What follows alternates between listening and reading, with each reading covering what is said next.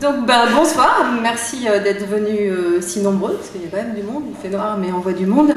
Alors moi je suis Agnès Fouilleux et je vais me présenter un peu parce que vous ne me connaissez sûrement pas. J'ai une formation au départ de biochimiste et puis j'ai travaillé ensuite comme cadre dans la fonction publique avant de devenir cinéaste indépendante. Aujourd'hui je suis intermittente du spectacle et donc je vis en faisant des films documentaires essentiellement. Si je me suis engagée sur cette liste, c'est d'abord parce que pour moi elle représente un vrai espoir de changement politique, de changement en profondeur de la société. Enfin, ça me paraît maintenant être indispensable. Un changement vers plus de solidarité, plus d'écologie aussi, et plus de démocratie.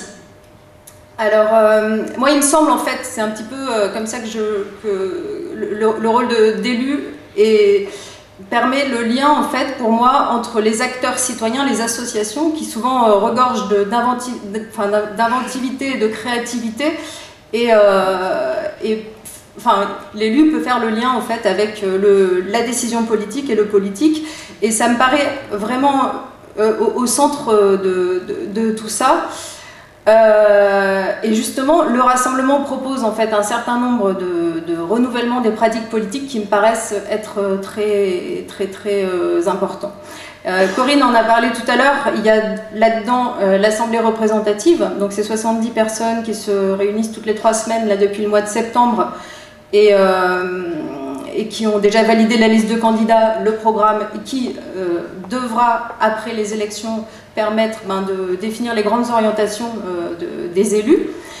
Il y a aussi un autre outil dont on voudrait doter en fait, la région, c'est le référendum d'initiative citoyenne. Alors ça, c'est quelque chose qui existe déjà au niveau européen et qui permettrait à tout un chacun en fait, de saisir l'Assemblée régionale pour une question, quelle qu'elle soit, à partir du moment où elle mobilise au moins 10% de la population, et donc on pourra débattre de cette question. Ça c'est encore un outil de démocratie.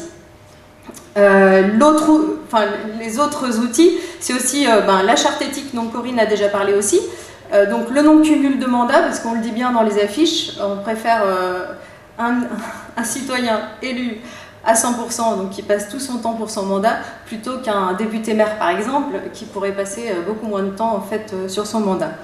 Et enfin la transparence, moi ça me paraît fondamental de savoir dans la décision politique qu'est-ce qui se passe. Et ça c'est quelque chose qu'on a déjà commencé à mettre en place, les élus sortants en fait, dans le mandat d'avant, puisqu'il y a eu un bilan de mandat, un livret qui a été édité, beaucoup de rencontres un petit peu partout dans la région sur des thèmes précis. Et donc pour débattre de ce qui a déjà été fait en fait, sur le mandat précédent.